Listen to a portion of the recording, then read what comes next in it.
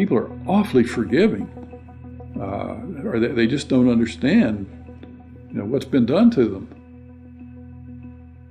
We are at an epochal shift. We're at a point where the West could tip into complacent and quite well off redundancy, or we could play a decisive role in the future. What the banks did was reprehensible.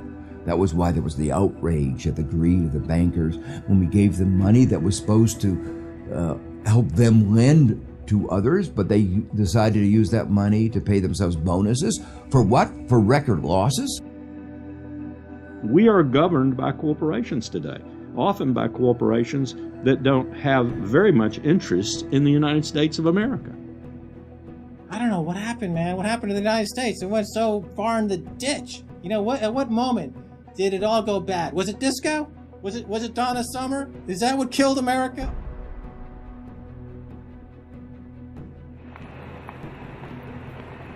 We are entering the age of consequence. A rapacious financial system, escalating organized violence, abject poverty for billions, and the looming environmental fallout are all converging at a time when governments, religion, and mainstream economists have stalled. War, conquest, famine, and death. The four horsemen are coming.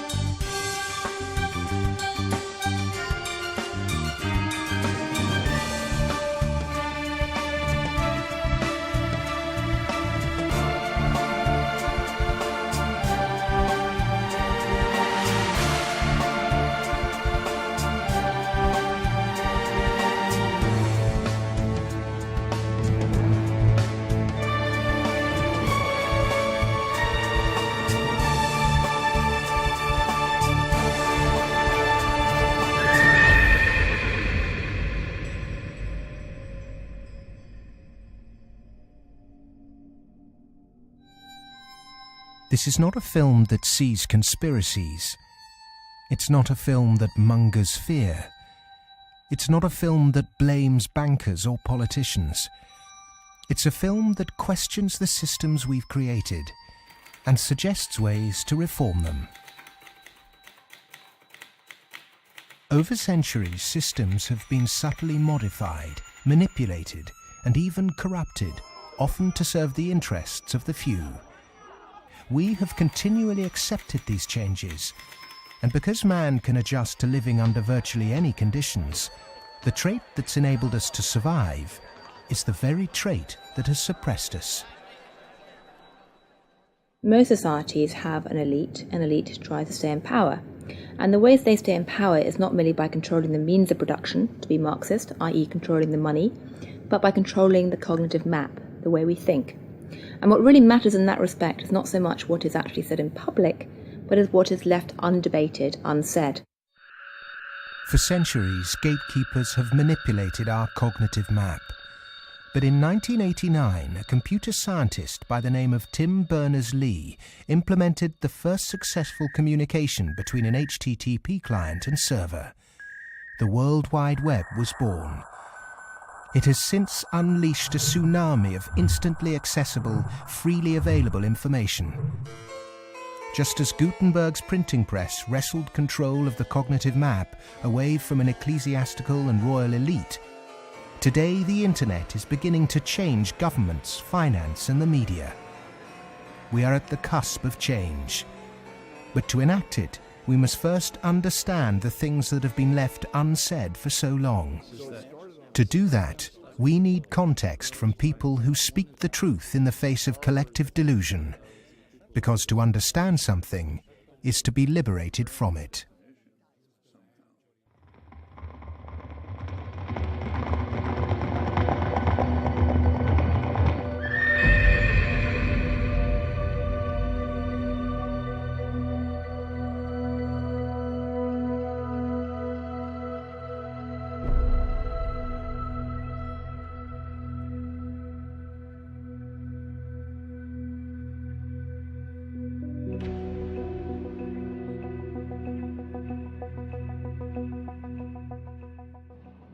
The end of World War II, we had 50% of the world's gross domestic product. We were making 54,000 airplanes a year, 7,000 ships, et cetera, and we were the new Rome. And we recognized it and devised a power management scheme in the 1947 National Security Act to, we thought, manage it, and it worked fairly well during the Cold War. But we haven't done anything since, and I think that's another sign of our inability to grasp the new world, if you will.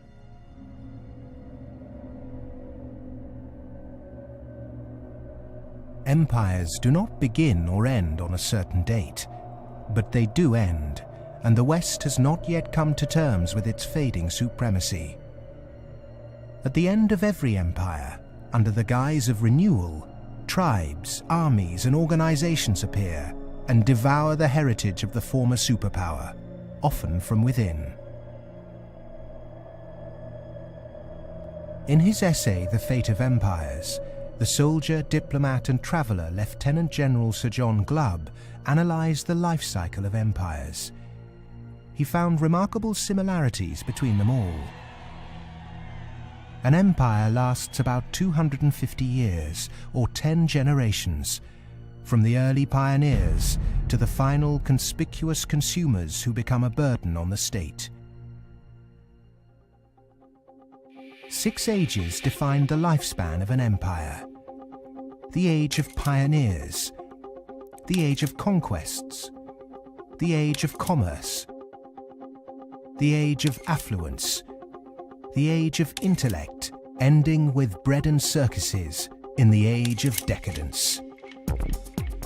There are common features to every age of decadence. An undisciplined, overextended military, the conspicuous display of wealth, a massive disparity between rich and poor, a desire to live off a bloated state, and an obsession with sex.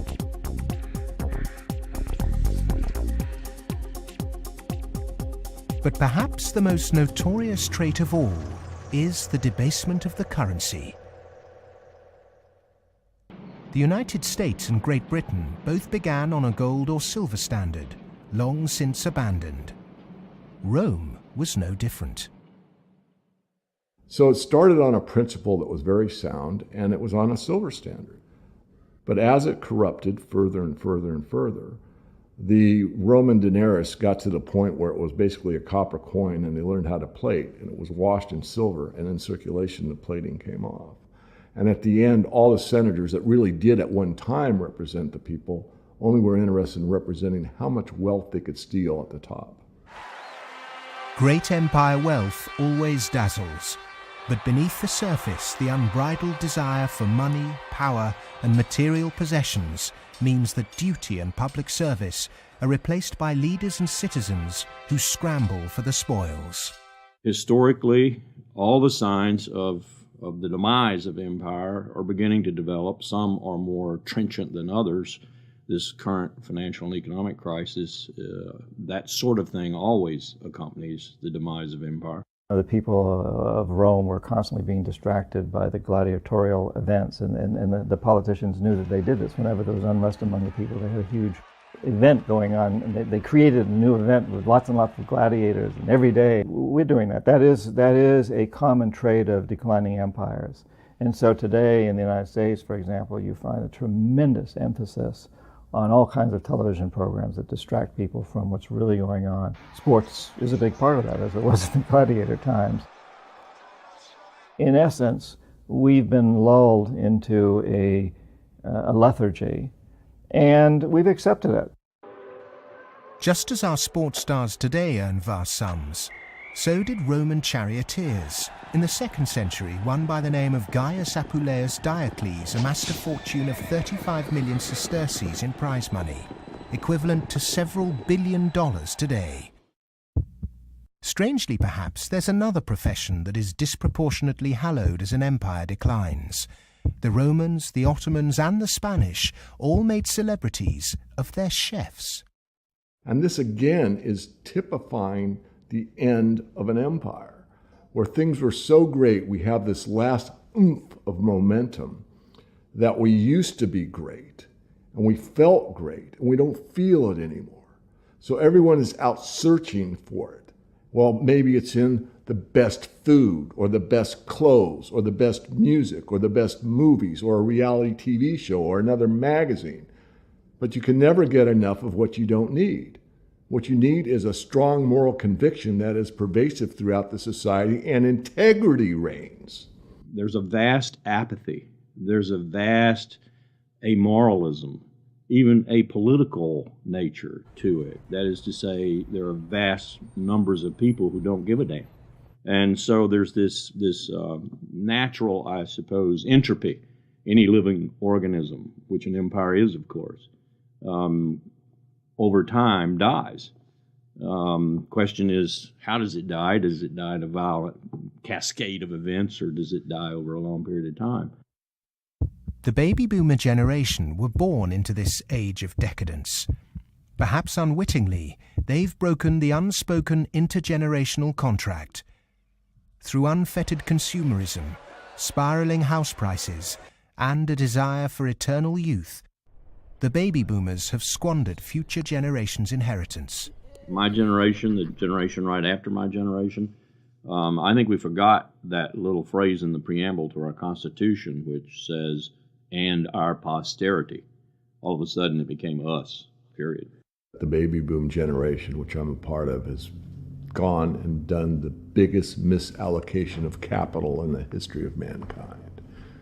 We have had cheap oil, or cheap energy is a better way to phrase it. We've had an abundance of ideas, and we have chosen a system and perpetuated it that is probably one of the worst ways to use the blessings that were bestowed upon us. And we are going to pay a price for that. Human beings are inconsistent and paradoxical. We hope for peace and immortality, but continually invent new ways to destroy each other. We're capable of the kindest, most noble acts and the most horrific atrocities. Human beings are complex creatures. I mean, for example, we're capable right now, at this minute, of acting in such a way as to make it likely, if not certain, that our grandchildren are going to face terrible disasters. And we're consciously acting to accelerate that likelihood, even though we all love our grandchildren. How can you be more contradictory than that? In spite of all the economic activities of last 50, 60, 70 years since the Second World War, and all the industrialization, we have not yet managed to solve the problem of poverty, deprivation, hunger, malnutrition. Millions of people every night go to bed without food. And millions of people are throwing away their food. Waste on the one hand, and poverty and deprivation and hunger on the other hand. Malnutrition on the one hand, and obesity on the other hand. What kind of system have we created? Why, with such brilliant knowledge on the planet, are we still struggling to distribute wealth fairly? How has the human race developed a flawed system of government and economics that serves the few at the expense of the many? And with such poverty in an age of plenty, why have we not had the will to change such a vicious social structure? Greed is the fundamental kind of ingredients for the immoral economy. The problem is not that there's not enough in the world. People say that there's a poverty, we have to create more wealth. There's enough in the world for everybody's need, as Mahatma Gandhi said, but not for anybody's greed. But is it just greed, or does it go deeper than that? Is the problem systemic?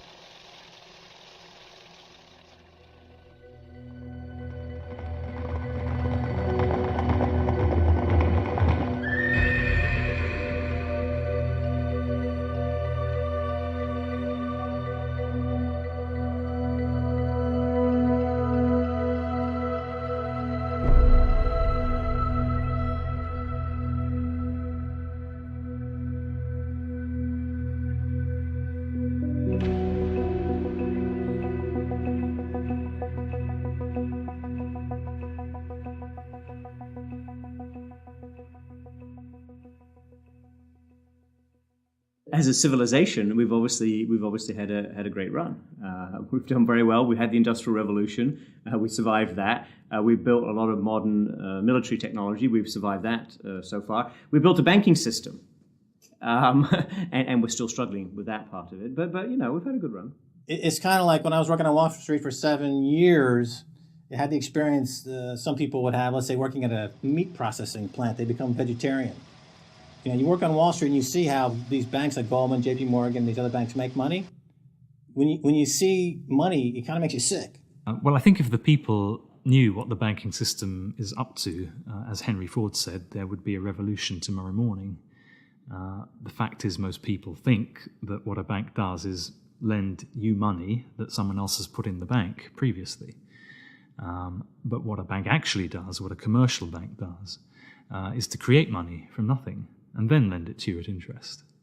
If I do that, if I manufacture money in my own home, it's called counterfeiting. If an accountant creates money out of nothing in the company accounts, it's called cooking the books. But if a bank does it, it's perfectly legal.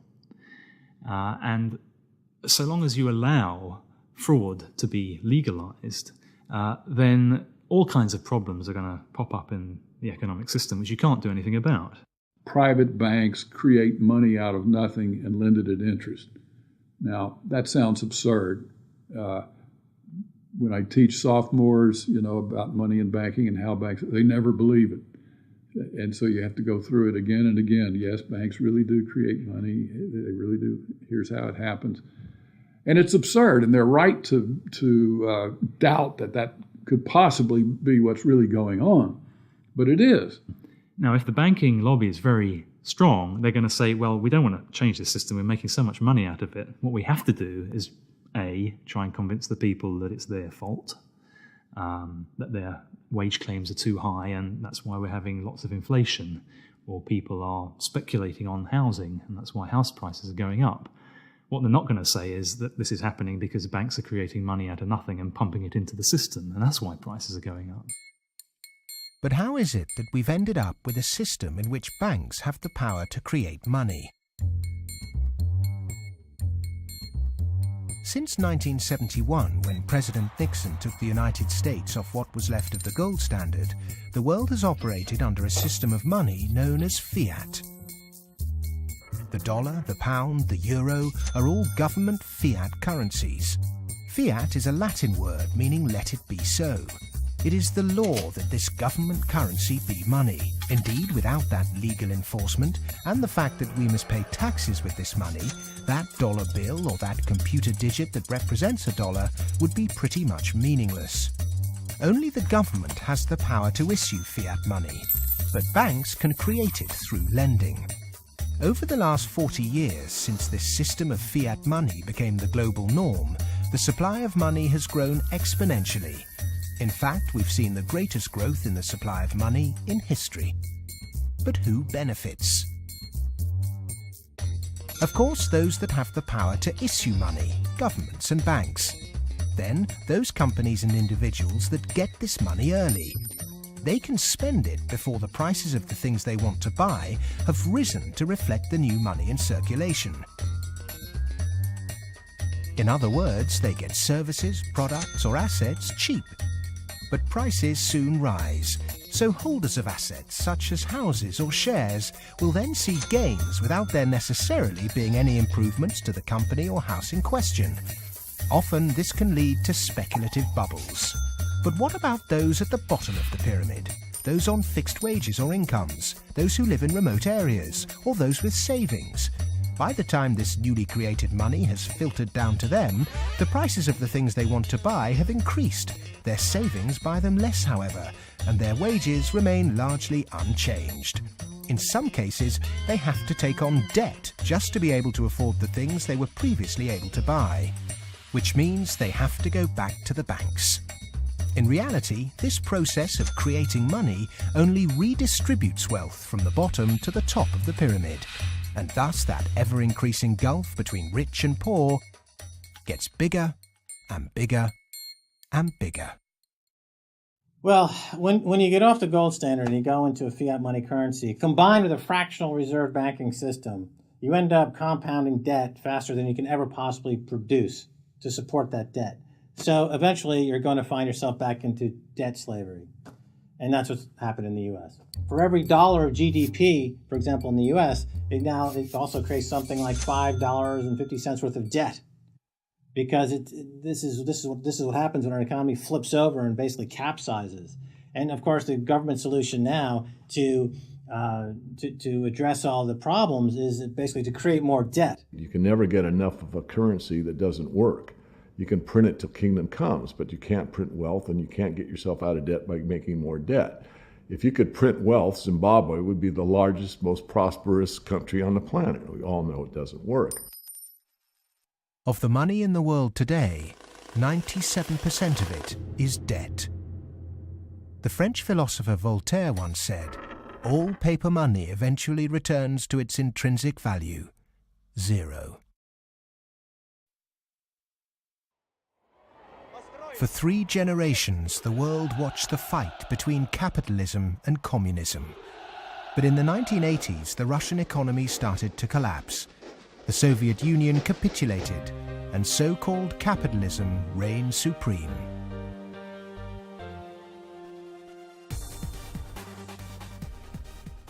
Before 1989, we had a battle between communism and the market. And in that battle, there was a sense of, let's not expose the flaws in the market economy.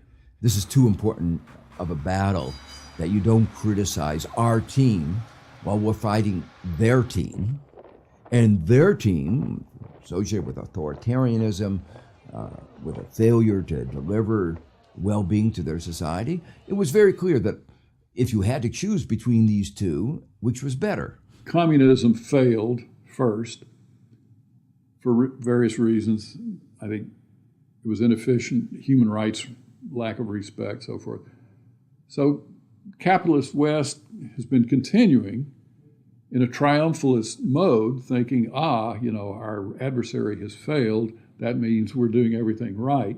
Both systems are trying to do something which is fundamentally impossible, grow forever. And they're both going to fail. One failed first. Capitalism's going to fail later, or it's failing now.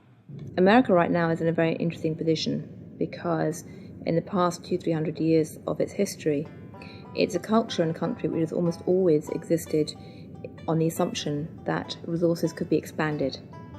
If there was a problem, you always try to deal with it by expanding the pie. Go west, young man. Make the pie bigger so that everyone's got a bigger piece.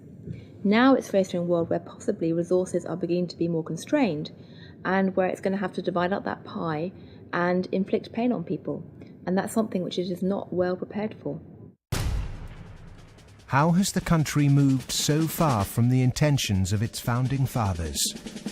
How has the American dream become so distorted? Over the last 30 or 40 years, capitalism has taken this extreme form.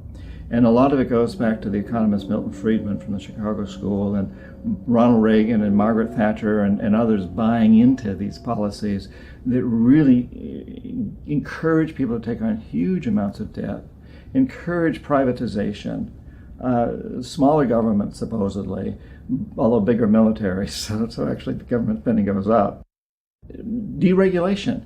getting rid of rules that govern the people who run our institutions, especially our corporations. It's as though we suddenly are supposed to believe that the human beings who sit at the top of corporations don't need to be regulated. They're some sort of gods. Milton Friedman, his protégés the Chicago Boys, and the neoclassical ideology beat the classical approach to economics and became the framework for what we today call capitalism. There are two main competing economic approaches which determine how we humans manage the world and distribute wealth. These are the classical and neoclassical schools. The classical school favours less government interference, more personal autonomy, and recognises that humans cannot function without natural resources. The neoclassical school, which has a more dismissive view of natural resources, thinks government should rule the economy, solve social problems, and leave the free market to look after the distribution of wealth. The neoclassical school emerged around 100 years ago due to vested interests' desire to protect their assets. This meant that neoclassical mathematical models and assumptions were divorced from reality. They're based on what ought to be, instead of the classical models which are based on what actually is. It's these neoclassical models, which favour large corporations, that have been used to legitimize the financialization of the global economy. Championed by Ronald Reagan and Margaret Thatcher, neoclassical economics still dominates policy-making today. The Reagan Revolution, as we call it in the United States, obviously the Reagan-Thatcher Revolution, if you think about it more globally, was a big change in power structure and a big transfer of opportunity and wealth.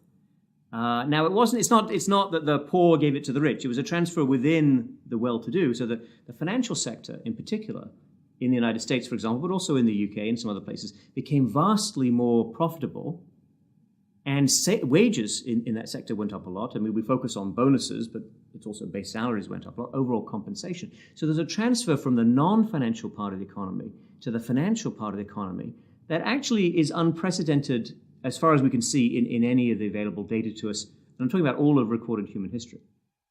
In 1932, in the aftermath of America's great stock market crash, a piece of legislation was passed to protect society. The Glass-Steagall Act was introduced to separate ordinary high street banking from investment banking. 67 years later, in 1999, under the influence of Treasury Secretary Larry Summers and his predecessor Robert Rubin, President Bill Clinton repealed the Glass-Steagall Act. Once again, banks could take ordinary depositors' money and speculate with it on virtually anything they liked.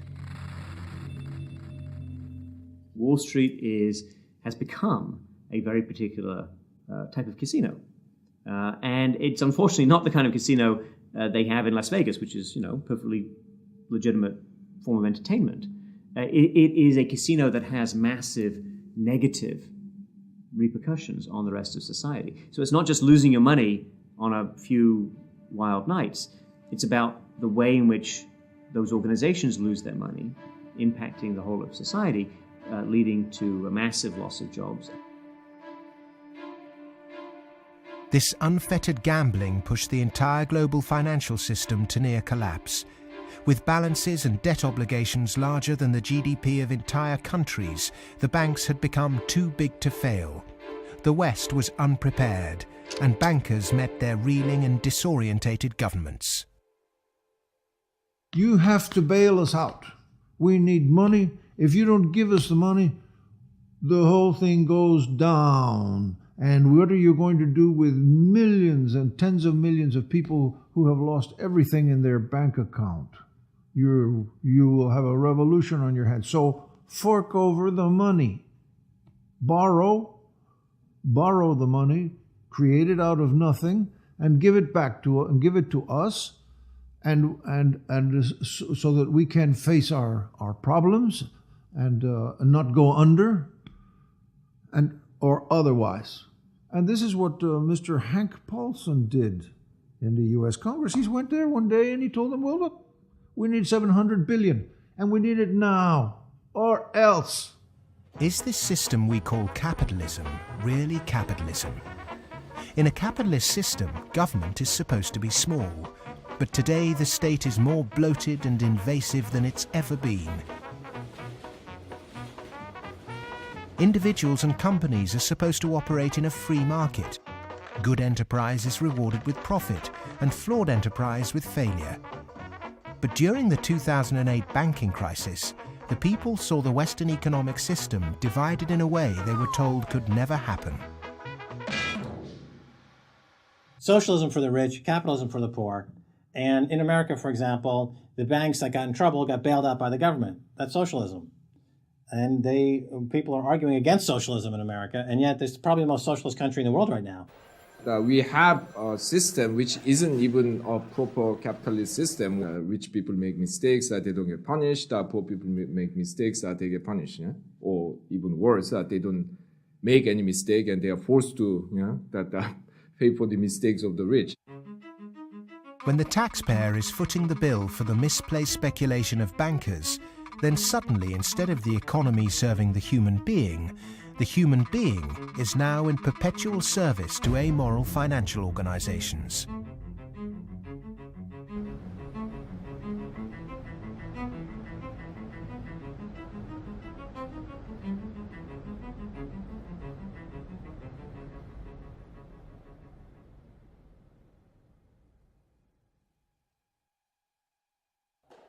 It was the head of the Federal Reserve Bank, Alan Greenspan, who after 9/11 slashed interest rates to encourage lending.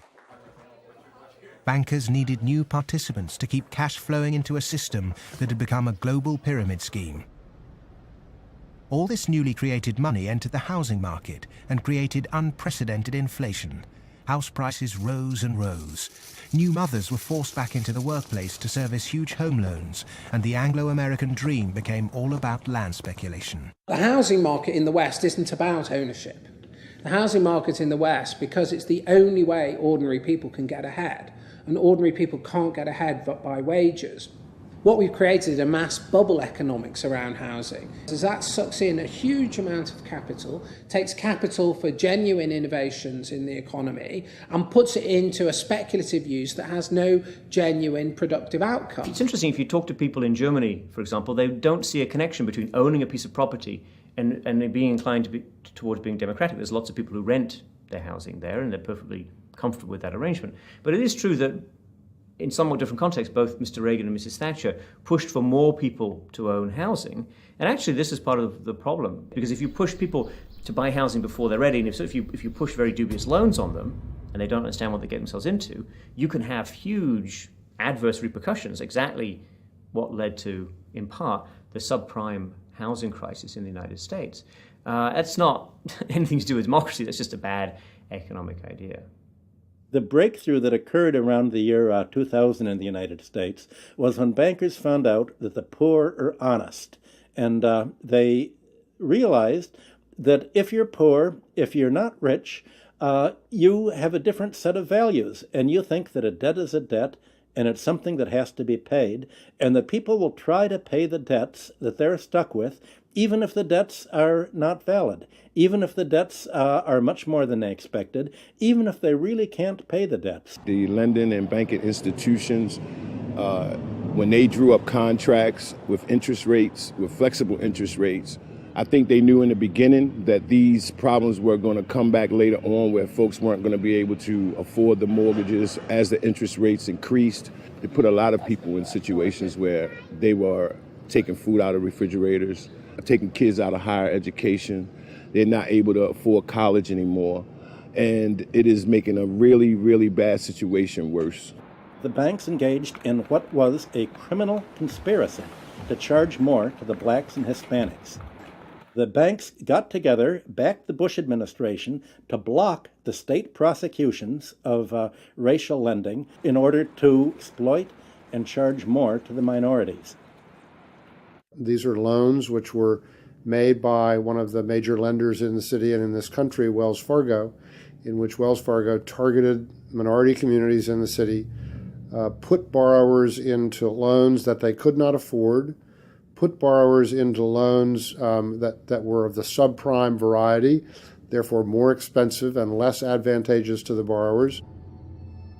Hiding predatory lending practices in the small print of complex financial products was only ever going to enrich one set of interests. Many of the communities in which African Americans live in the city were establishing momentum. There was development activity that was occurring. We were seeing signs of vitality in many of these communities, and the results of the Wells Fargo foreclosures and the subprime lending practices of that lender and others has significantly impaired that progress and brought it to a halt. They're not worrying about, they don't come in the heart of it. Like, you in the heart of it, so you see. They don't really see the struggle if they don't come in the heart of it. They see the outside of it. That's like looking at the cover of a book and seeing the outside of a book, but if you don't go inside the book, then you'll never know what the book about. So they're not worrying about nobody else but themselves. And I think it's wrong, because if they come in the heart of it and they see it, they'll be willing to help. What happened in Baltimore is just one example of what is happening all around the world. One way to frame this injustice is by branding it a race issue. But when we look really closely, we can see that there is something at play here that transcends race: profit. Not an accident, for instance, that we had the deregulation in our financial industry that was such a disaster. The lobbyists of the finance industry amount to 5 per congressperson. In other words, they pay 5 people for every congressman to explain to them, persuade them, that they should pass legislation that is favorable to the financial industry. The poor people who are devastated don't have the money. They couldn't hire 5 per congressman. So the way our democracy works, it's an unlevel playing field. The financial sector has acquired enormous power, partly through political contributions, so buying favors, but mostly through ideological control, convincing people that finance is good, more finance is better, and unregulated finance without limit is best. And that is really the cornerstone of this, what we call in the United States, the Wall Street-Washington corridor. I mean, if people need any proof as to who's controlling Washington, when the bailout came after Lehman Brothers collapsed, 80% of the population was against the bailout. Notwithstanding that, Congress passed the bailout, just showing, in my view anyway, that it's really under the control of banking interests. It's not a reflection of good democracy when a company, a group of companies, an industry, says our interests are more important than the national interest. How can that happen? Very easy. That's the role of campaign contributions, lobbying, in America's political structure. We have a flawed democracy. This is an advanced oligarchy in the sense that its main mechanism of control, if you like, is through convincing people that you really need, for example, the 6 biggest banks in the United States in the particular form they exist today, with the very light level of regulation. And if you don't have them, if you try to change that, all kinds of awful things will happen. And this is not really blackmail. I mean, it sounds like blackmail, but they convince you it's not blackmail, it's just that's the way the world is. There's nothing you can do about it. Oh my goodness, you just have to cooperate with them. It's very clever. The Fed is essentially the lobbyist for the commercial banking system. When you say you want to turn regulation over to the Fed, you're saying the financial sector and Wall Street should be self-regulated. And the Wall Street has veto power over whoever's going to be the head of the Federal Reserve. As long as you give veto power over the regulators to Wall Street, as long as you pick the bank regulators from the banking industry itself, you can forget any thought of calling it regulation. It's deregulation, and to call it regulation instead of deregulation is using Orwellian doublethink. Democracy is government by the people. Plutocracy is government by the rich. In a typical plutocratic state, economic inequality is high, social mobility low, and because of continuous exploitation of the masses, workers find it nearly impossible to climb out of poverty. The equal voting rights movement in the early 20th century abolished a system where rich people had more votes than poor people. But today, lobbying has put pay to that and reduced the American political system to a mere clearinghouse for the concerns of the rich.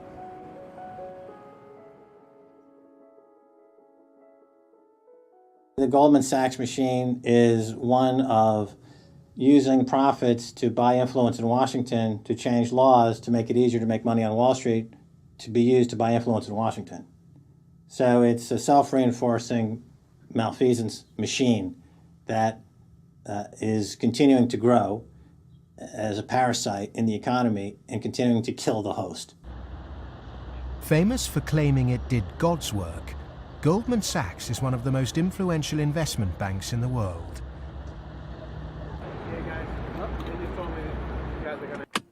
Its alumni often occupy positions of great influence in governments and central banks.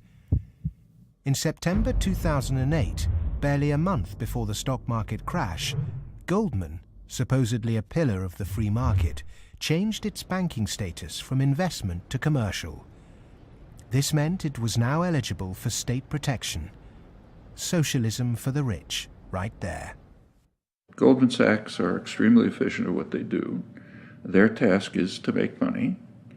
They make bank robbers like Willie Sutton look like modest amateurs. They're huge bank robbers, but it's legal. The system is set up so that they can do it. In the recent years, they've been selling securities put together from mortgages that they knew were worthless. So they're selling these things to unwitting consumers, making a ton of money on it. Meanwhile, they're betting that they're going to fail because they know that what they're peddling is rotten. So they placed bets with it's called credit default swaps and other things with a huge insurance company, AIG, and that was insuring Goldman Sachs against the failure of the stuff they're peddling. During America's subprime collapse, Goldman traders Michael Swenson and Josh Birnbaum made a $4 billion profit by short-selling junk mortgages. Backed by Dan Sparks, internally Goldman Sachs called their position the Big Short and bet against their own clients. Senator Carl Levin called Goldman Sachs chief executive Lloyd Blankfein to a Senate subcommittee to testify under oath. Much has been said about the supposedly massive short Goldman Sachs had on the U.S. housing market. The fact is, we were not consistently or significantly net short the market in residential mortgage-related products in 2007 and 2008. We didn't have a massive short against the housing market, and we certainly did not bet against our clients. Riding the Big Short in 2007 made billions of dollars for Goldman. And so far, they've got away scot-free with this massive heist. So they're now back bigger than before, richer than before, biggest profits they've had in history, huge bonuses. They're doing great. A lot of what they're doing has, in fact, probably maybe all of it, has almost nothing to do with the benefit of the economy. Can there be any objection to genuinely talented people earning big money if they bring something new and tangible to the world? If they take great personal risks with their own money and actually bring greater prosperity for all? In a free market, if I have a brilliant idea that I can run an automobile on grass clippings, as an example, and I produce that car, my motivation might be to make money. But if the market says, my goodness, this is the greatest automobile ever invented by mankind, and I make $1 billion, I've not only served myself, but I have served everyone else that needs transportation. And that is the brilliance of a free market, is that paradox that you can serve yourself and simultaneously serve others. And that's what it's all about. But how many of the general public have achieved greater prosperity through a banker's bonus? It was against the holy backdrop of St. Paul's Cathedral in London that Goldman Sachs vice chairman and mouthpiece Lord Griffiths gave insight into how certain bankers really think. The devoted Christian defended extortionate bonuses. I'm not a person of despair, I'm a person of hope. And I think that we have to tolerate the inequality as a way to achieving greater prosperity and opportunity for all. The fundamental Christian view, and I would say of Islam as well, and certainly of Judaism, is that wealth is to be shared. money has to be shared. You can't take it with you. And from that develops a whole lot of stuff about justice and the economy and so on. And we've lost that, and instead we've got people accumulating more and more.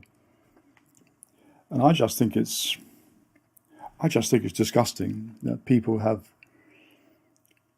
lost their homes, they lost their jobs, they can't pay their mortgages from bankers who made a big mistake and then paid enormous bonuses. I'm sorry, that is simply wrong. And I can't understand why we are not more vociferous about that. When rich people tell you that they specifically have to be rich through these egregious rip-off mechanisms, that's just self-serving propaganda, and it should be disregarded. It is true that when you organize human society, some people get ahead and some people struggle. That's a natural mechanism. But saying, we've got to have inequality, therefore Goldman Sachs must be organized along the following lines, that's a complete non sequitur. At what juncture, at what point does morality enter into the economic calculus? In a way, many people think that Adam Smith gave us a free pass, a way not to think about morality. Because what Adam Smith said was that individuals in the pursuit of their self-interest are led as if by an invisible hand to the general well-being of society. Now let me make it clear, Adam Smith didn't really say that.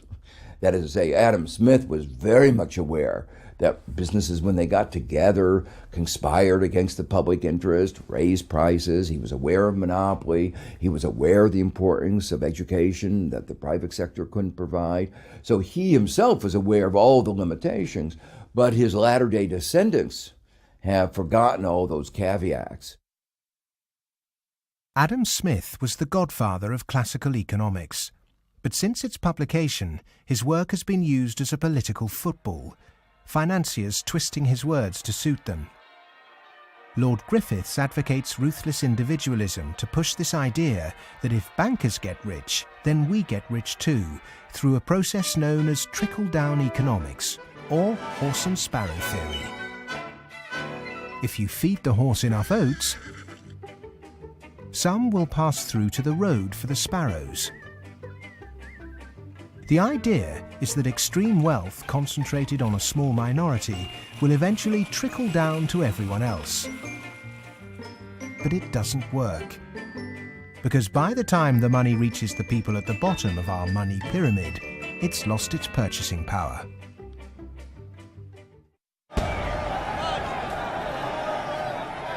But the public are now confused as to why our political leaders have allowed this to happen, and quite naturally now ask why.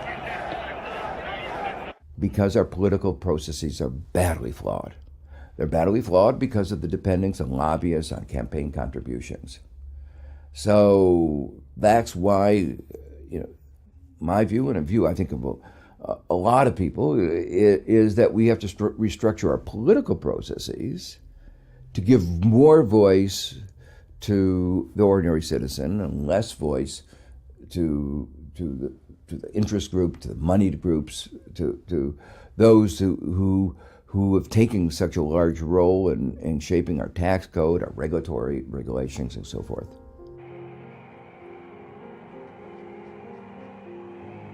I stood on the front step of Colin Powell's house, and I look at him and say, "What next, boss?" And he said, "What do you mean?" And I said, "What next? Where are you going next?" "I'm going to write my book." I said, "No, I know you're going to write your book, but you're not going to do that for the rest of your life. Where are you going next?" He said, "Maybe a cabinet position, but first, money." I said, "Money?" He said, "Yeah, millions. That's the only way you can be a cabinet officer in the American government." Oh, wow.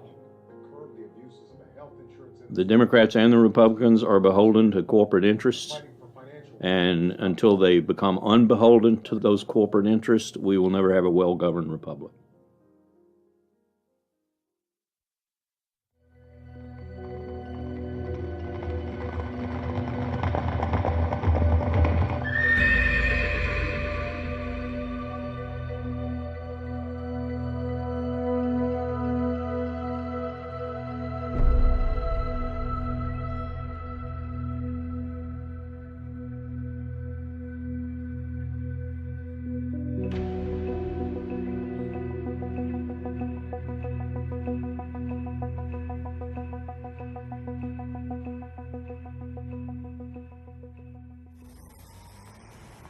The inherent iniquity in our system of money, banking and politics has not just had consequences domestically, but also on a massive scale globally.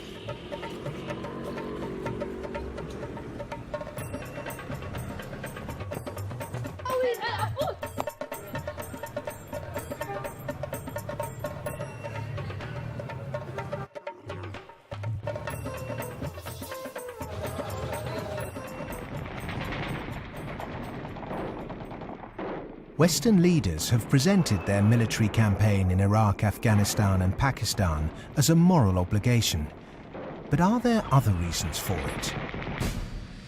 The first financial beneficiary of America's foreign policy is the military.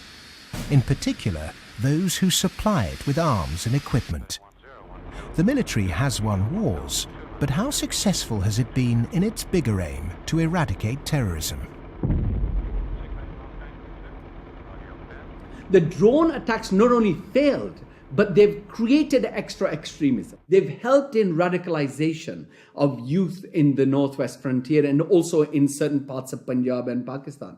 And because time after time, and sometimes, there's a feeling that America does this deliberately to destabilize Pakistan. I'm not so sure about that, but I certainly think those people who actually support this policy, every time you kill 10, the so-called terrorists, you create 500 more because they see the drone attacks as an attack on a sovereign state of Pakistan. If they really wanted to flush them out, there was no need for a huge military operation in Swat, causing the entire district to become internally displaced persons. The population of Swat is 1.8 million. There are 2.3 million refugees in the country. The whole district has been emptied. This wouldn't have been necessary if they had carried out a surgical commando operation to get the militant leaders. But they allowed them to escape, all of them. After the military, the next financial beneficiary are those who win the contracts to conduct the rebuilding process. In the West, people might even feel optimistic when they hear that the US is pumping tens of billions of newly created dollars into developing nations to build infrastructure. But often this too doesn't seem to achieve the publicized goals. Is there another reason we give these countries aid? We economic hitmen have created the world's first truly global empire, and we've done it primarily without the military. We work many different ways, but perhaps the most common is that we'll take a third world country that has resources our corporations covet, like oil, and then arrange a huge loan to that country from the World Bank or one of its sister organizations. However, the money never actually goes to the country. Instead, it goes to our own corporations to build infrastructure projects in that country, power plants, highways, industrial parks, things that benefit a few wealthy families in that country as well as our corporations, but don't help the majority of the people at all. They're too poor to buy electricity or drive cars on the highways. They don't have the skills to get jobs in industrial parks. But they're left holding a huge debt. Infrastructure which has used heavy loans from the World Bank and IMF and made from grants from Western countries, they've all gone into benefiting the elite and the feudal classes. They have not benefited the people.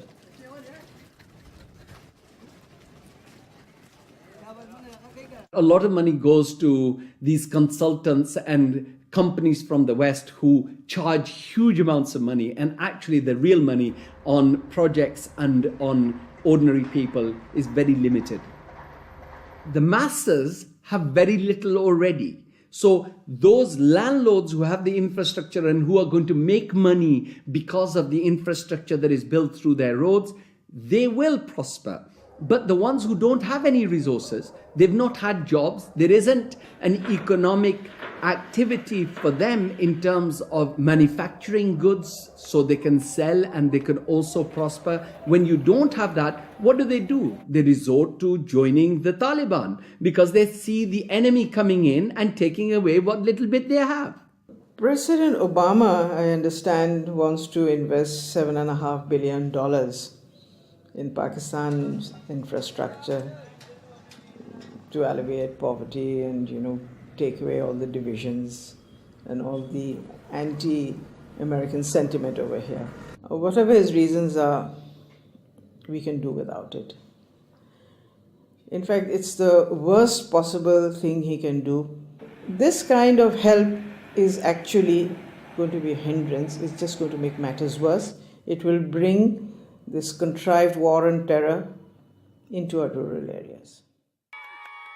How much of US foreign policy is genuinely altruistic? And how much is it influenced by the banks and corporations that profit so tremendously from it?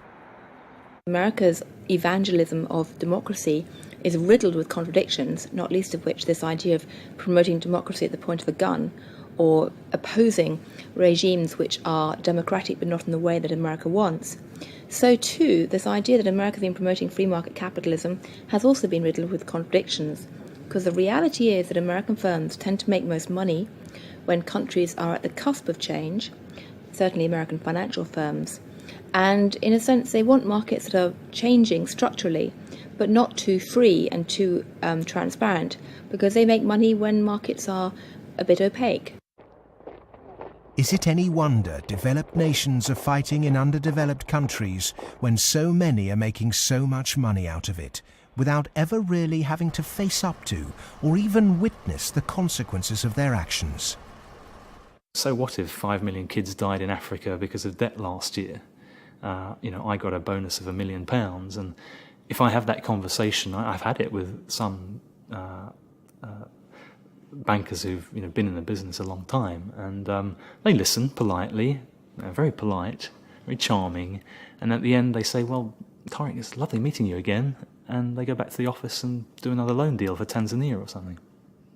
I've known a lot of terrorists, quote unquote. I've met them, I've interviewed them for books, I've known them since I was an economic hip, and I've never met one who wanted to be a terrorist. They all want to be with their families back on the farm. They're driven to terrorism because they've lost the farm. It's been inundated with water from a hydroelectric project or with oil from oil derricks. Their farm's been destroyed. They can't make a living for their kids. Or in the case of the Somali pirates, their fishing waters have been destroyed. And that's why they've turned to this. It isn't because they want to be pirates or terrorists. Now, there may be a few crazy people. There are a few crazy people with their nuts loose. There'll always be serial killers. There'll always be crazy people. Maybe Osama bin Laden's one of them. But they do not get a following unless there's a terrible injustice going on. And people are starving and they're deprived. And then they will follow these crazy people because they seem to offer an alternative. If we want to do away with terrorism, if we want to have what we in the United States call homeland security, we've got to recognize that the whole planet is our homeland. What does the word terrorist actually mean? Many terrorists would sooner describe themselves as freedom fighters. Could it be that the charge of terrorism could just as easily be made against Western corporations, speculators and policymakers? When we talk about terrorism, it means what they do to us, not what we do to them. And what they do to us can be pretty ugly, although it's not even a fraction of what we do to them. I mean, take, say, 9/11. That was a pretty serious act of terrorism, maybe the worst single act of terrorism in history. But it could have been worse. I mean, suppose, for example, that Al-Qaeda had bombed Washington, bombed the White House. It killed the president, installed a harsh military dictatorship, brought in a bunch of economists who drove the economy into its worst disaster in history. Well, that would have been worse than 9/11. And I'm not making it up. It happened. What's called the first 9/11 in South America, namely in Chile. On the 11th of September 1973, the democratically elected Chilean president Salvador Allende was overthrown in a coup. A dictatorship under Augusto Pinochet was established that ruled Chile until 1990. There was the systematic suppression of all political dissidents. Thousands were imprisoned and murdered. Who was involved in that first 9/11? It's not hard to find them. Right in Washington and London and so on. But that's off the agenda. It doesn't count. There's a principle of ideology that we must never look at our own crimes. We should, on the other hand, exult in the crimes of others and in our own nobility in opposing them. The root causes of so-called terrorism will not be solved by increasing economic inequality. If governments really are serious about combating terrorism, then they must start with real structural reform back home. As long as banking empires chase infrastructure and debt deals in pursuit of profit, the West will continue to export injustice through finance.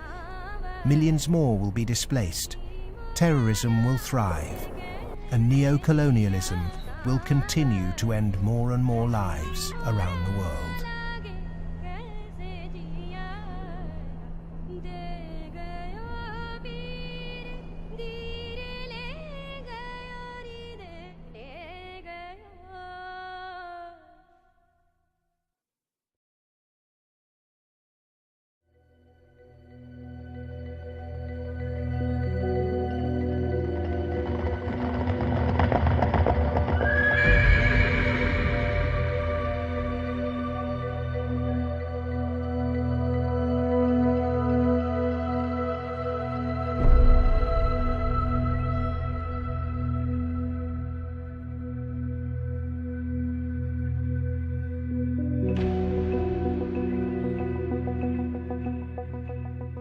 What's happened is that we have moved from a relatively empty world to a relatively full world. That is, empty of us and all of our stuff to now full of us and all of our stuff.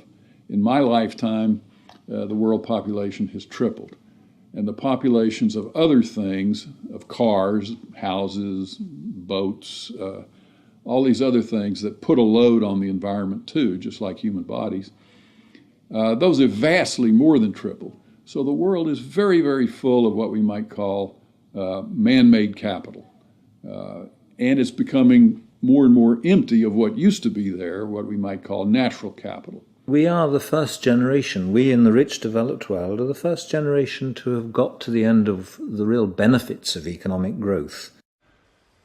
For hundreds of years, the best way of raising the real quality of human life has been to raise material living standards.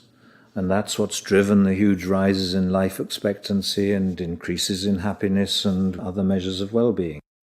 But all those have now come detached from economic growth. And although life expectancy continues to rise in the rich world, it's no longer related to the amount of economic growth a country has at all. And the same is true of measures of happiness and measures of well-being. The paradox is the more we grow, the more poverty we create. Our self-interested economic system seems to be continually missing a trick. So as we keep plundering the Earth's natural capital, is it time to rethink our Western definition of progress? When I look at the world, I look at it much the way Royal Dutch Shell looks at it. They have one of the best strategic entities in the world, private or public. And Royal Dutch Shell has posited two scenarios. One is called Blueprint and is obviously a planned corporate structure where world leaders get together and they think about things like energy transformation, planetary warming, and dwindling fossil fuels and so forth. The other is called Scramble. And Scramble is pretty much what it sounds like too. It's a mess. Interestingly enough, in 2075, the ending year for these scenarios, as I recall, we get to about the same place. It's just that Blueprint leaves a lot less blood on the floor. Scramble leaves a lot of blood on the floor as people fight for these resources and so forth. The reason oil companies are drilling miles under the sea is that the world's easily accessible oil has already been found and largely consumed. Not only are oil supplies dwindling, major new metals discoveries are becoming increasingly rare. 40% of the world's agricultural land is seriously degraded, and ever more volatile yields continue to be unevenly distributed. It may be that the looming environmental threat is not global warming, but the exhaustion of the world's resources. We're going to have struggles for finding land sufficient to grow the agricultural products for what the United Nations says is going to be a 9 billion Earth population.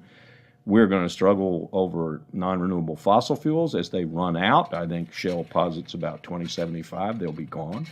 And we're going to struggle over things like water and other precious resources that are necessary to our life and to our economy. And this could be, as Shell says, a blueprint affair with world leaders working together to share and share alike. Or it could be a real mess, and Shell, incidentally, bets on the mess.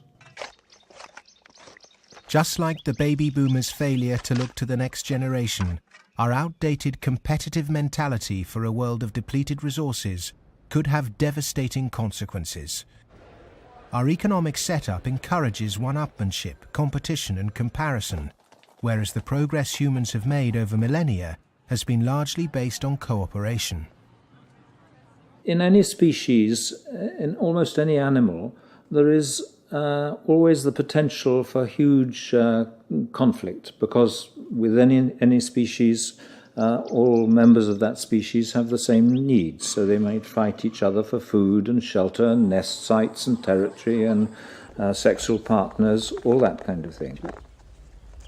But human beings have always had the other possibility.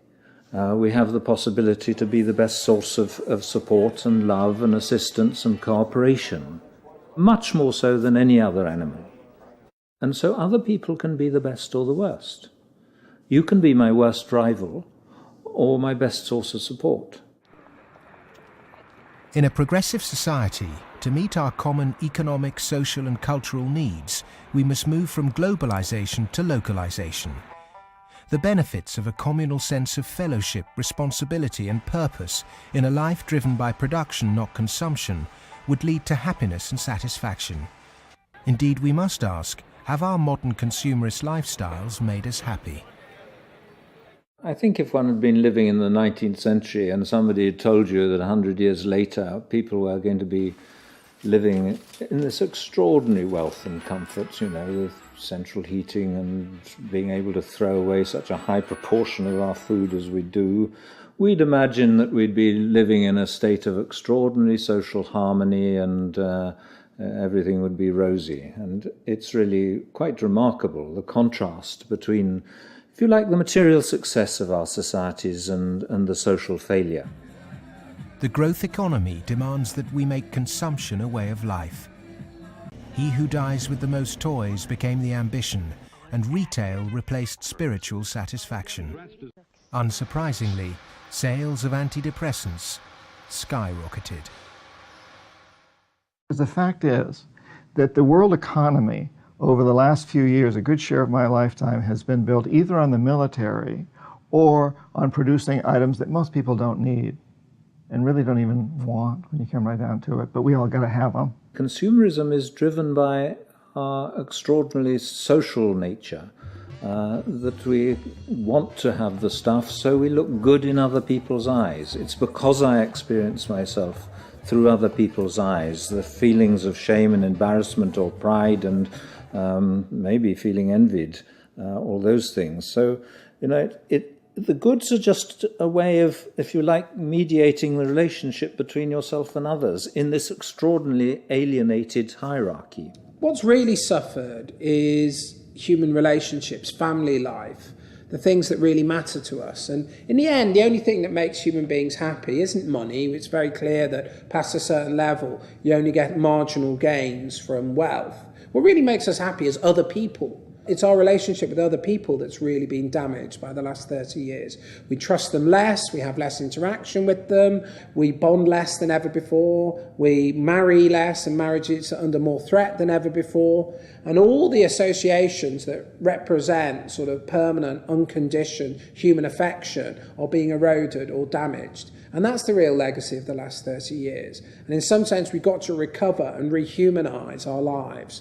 Otherwise, not only will they be nasty, brutish and short, but they'll be lonely. The West is coming to the realization that its human project is failing. The West was so convinced that if you push people to achieve as individuals, the accumulated achievement of individuals would make for a successful society. And what the West is now beginning to realize is that the individual achievement, without incorporating the vulnerable community, is a myth. The idea was make your own life, be individually aspiring, and then you'll be individually achieving, and then you'll be individually prosperous, and then you'll be individually happy. You end up doing that in a glass jar.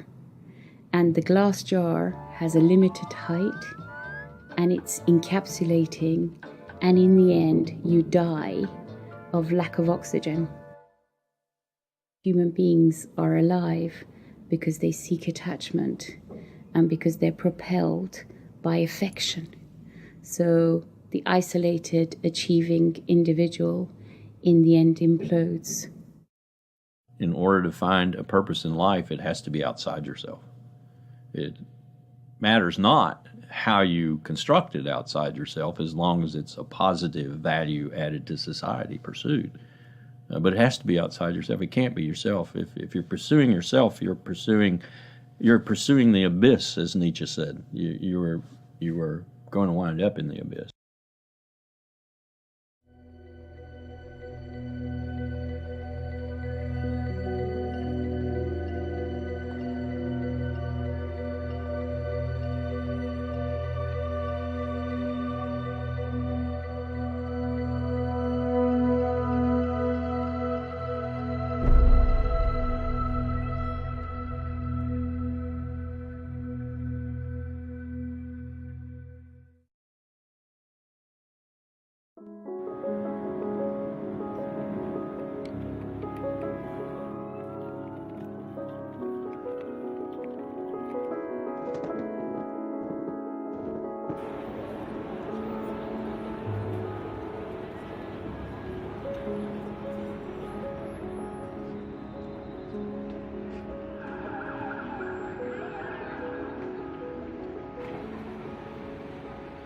One of the most powerful cultural frameworks that shapes the way we think today in the West is the Hollywood film construction. And it follows a particular cultural pattern in that there is a beginning, there is a middle and an end, there is drama, tension, there's resolution, there's usually a goodie and a baddie, and there's usually a story told through the medium of human beings. This Hollywoodization of the way that people communicate and the way they tell stories about themselves and view their recent history has very much impacted how we look at the financial crisis, in that people look at the beginning, the middle and the end. They look at the drama around Lehman Brothers and they wanted, say, a resolution, and they wanted baddies, they wanted sacrificial victims as well. So people have focused on a few individuals. And the idea that somehow it wasn't just one or two individuals who were at the root of the problem, it was a systemic problem, that actually almost everyone who participated was in some way guilty, either of outright negligence or simply failing to ask the right questions or simply failing to ask why money was so cheap for so many years. The idea that it was a systemic flaw is something which is very hard for people to grasp and even harder to depict as a good story. Perhaps there is this feeling of helplessness because we don't understand what the real problem actually is. Cleansing a few bad apples will not rectify the flaws at the heart of the Western economic system. A system that should be protecting people is in fact the very thing that's enabling our four horsemen to ride with such vengeance. The modern-day four horsemen: a rapacious financial system, escalating organised violence, abject poverty for billions, and the exhaustion of the Earth's resources, are riding roughshod over those who can least afford it. They gallop unchallenged because the cognitive map that's been put in place by our schools, universities, and our media does not encourage us to question accepted norms. Instead, there is apathy. In a sense, I think we're rather depressed societies. We've got used to the idea that there's nothing that can be done. There is no alternative, that, we're never going to deal with these environmental problems and we live in a dog-eat-dog society and that's it. I think what we have to take away from this is a recognition that most of these problems can be very substantially improved by making our societies more equal, reducing the income differences, and that also helps us to solve the environmental problems. We can reach a society that is qualitatively better for all of us. Well, the apathy is sort of engineered because you don't have any discussion of this in the public media, hardly by surprise. The public media are owned by the real estate and the financial interests, and they're not going to explain to people the integration between the financial, insurance, and real estate sectors, the fire sector. There's this disinformation going on, passing the buck, denying what the real driving factors are. All of these are common strategies. In fact, even in education, you can see that banks have helped to set up universities. They've funded them. They fund think tanks. They have educational foundations. They own newspapers. All of this stuff is going on as a kind of propaganda exercise so that the people don't actually work out what the problem is. You should not assume because you don't have a background in economics or in law that these issues are somehow too complex for you. They're not complex at all. It's very simple. It's about power, and it's about democracy, and you understand that just as well as I do. One source of this disinformation is the neoclassical school of economics. These economists and academics have been successful in convincing the world that their models were gospel. But just as Gutenberg's printing press was revolutionary in the 16th century, today we're at the dawn of internet enlightenment, which will remove the cloud of ignorance upheld by academic and media gatekeepers. Education can be a form of mass mind control, and it's astonishing that today neoclassical economics continues to be taught in all Ivy League universities. I do get letters from students in economics departments at other universities. They're into some graduate program or something, and they say, I just read such and such that you wrote, and this is the kind of thing that interests me. I'm stuck in this program here in which, I can't even talk about any of that. What's your advice? What should I do? What they're teaching you is what you're going to have to oppose. A lot of it. I mean, some of it's useful. But so some of it's useful, go ahead and learn it. And the other reason for learning the rest of it is know your enemy. An individual might not be able to change the system, but they can change themselves. If we're not offered proper education, we must begin our own.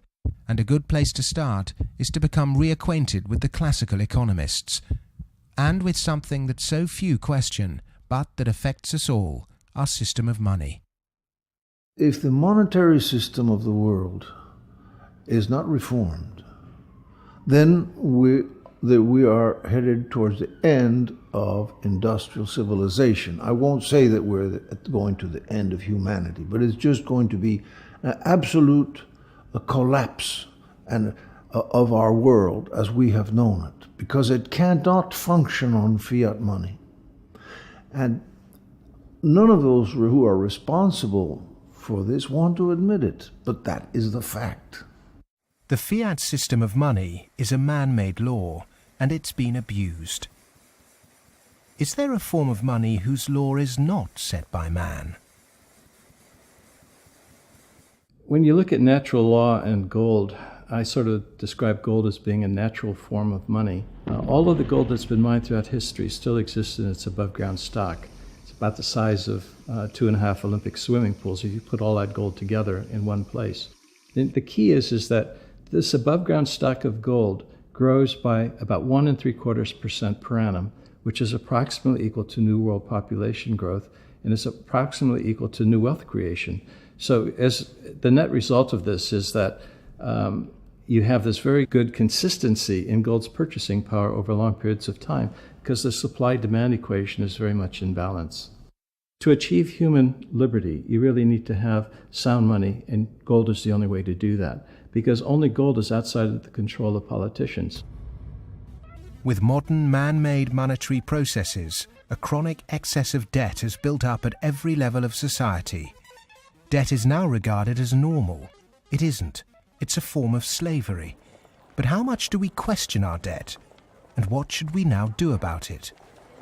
The classic example, most recently, of a debt cancellation was the German economic miracle in 1947. The Allies canceled all domestic and international German debts, except for the debts that employers owed their employees for the previous few weeks, and except for a basic working balance that everybody was able to keep in the bank in order to buy food for the next few weeks or so. Essentially, you would follow the 5 or 6 pages that the currency reform of 1947 did in Germany. You would start with a clean slate. That means that everybody would own their property free and clear. And the problem here is that you'd wipe off the savings that are the counterparts of that. That actually would not be such a bad thing if you look at the fact that the wealthiest 1% of Americans have concentrated an enormous amount of wealth in their own hands, more than at any earlier time since statistics have been kept. Our system of taxation also needs addressing. Currently, we're taxed on what we produce. Perhaps it would be more progressive to tax what we consume. How many American people realize that the Founding Fathers never intended Americans to be taxed on their labor? In other words, they weren't meant to pay income tax. The tax system that was exported from Britain, a relic of colonialism, has duped the world. The most important element of a tax system is to do what everybody expected to be done in the 19th century, and that is to base the tax system on land taxation, on the free lunch of land value, and on what John Stuart Mill called the unearned increment, the income that landlords made in their sleep, as he put it. Who made oil in the ground, coal or iron ore? These are things which are not the products of human effort. Of course, extracting them is, but their existence is not. And so the rents from natural resources are a wonderful source of taxation.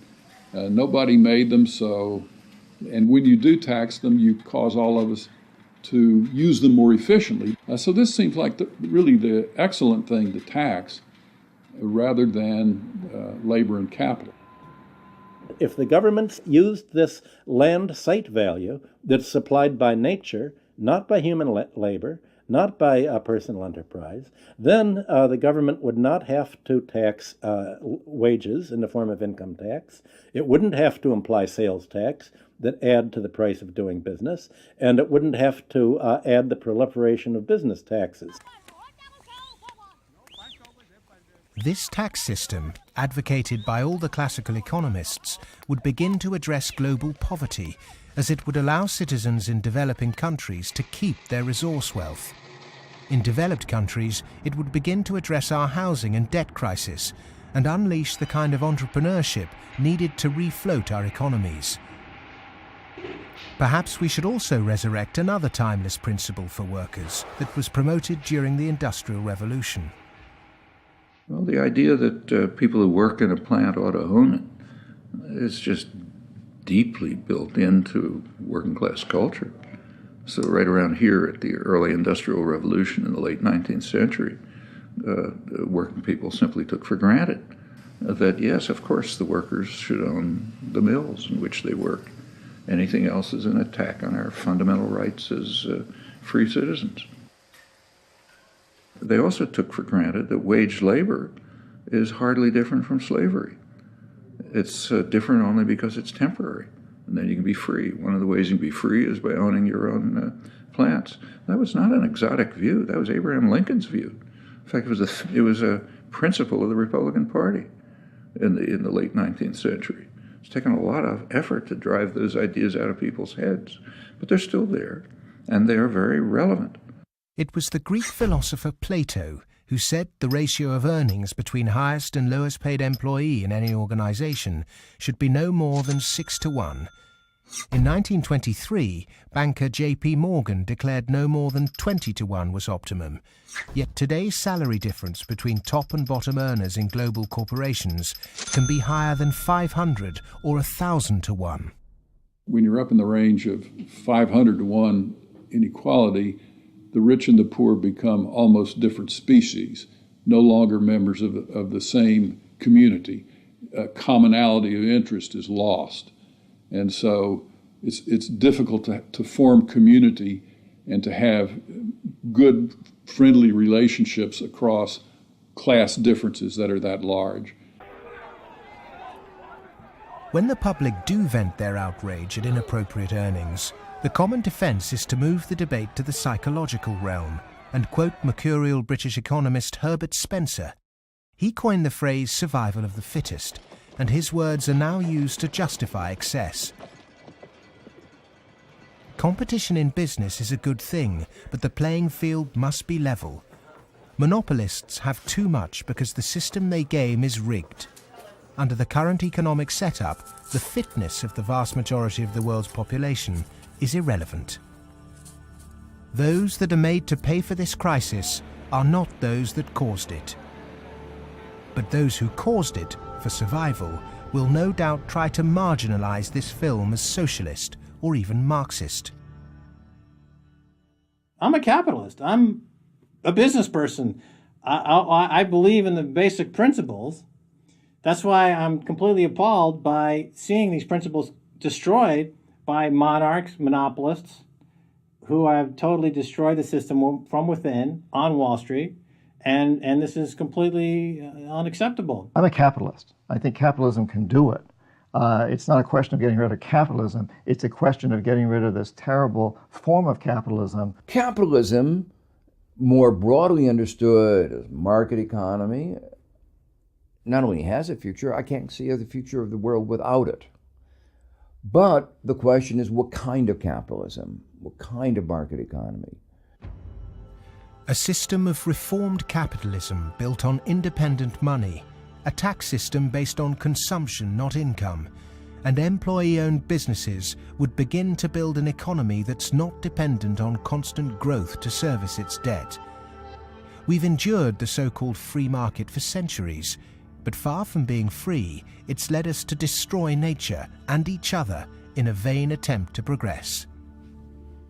It's absolutely ludicrous to suggest that somehow there is a scientifically defined boundary of the market that we should never change. And of course, that's what the free market economy wants you to believe. Because once they convince you of that and claim that, on top of that, claim that they have the truth because they are, PhDs in economics, then they can tell you whatever they want, and then you'll have to accept it. But that's where we have to take these guys on. Politics is about drawing the boundary of the market. When you think about it, a lot of things have been taken out of the market over the last 2-3 centuries. 2-3 centuries ago, you could buy and sell human beings, child labor. A lot of things that you wouldn't imagine you could buy and sell today. So, over time, we have redrawn this boundary, and there's nothing wrong with redrawing the boundary again. Things that were considered absolutely reasonable in the 1850s, like selling any chemical on a street corner and telling you that it's a pharmaceutical drug that will be good for you, things like that were absolutely commonplace then, are now serious criminal offences. Well, the same thing will be true of active money management in 100 years.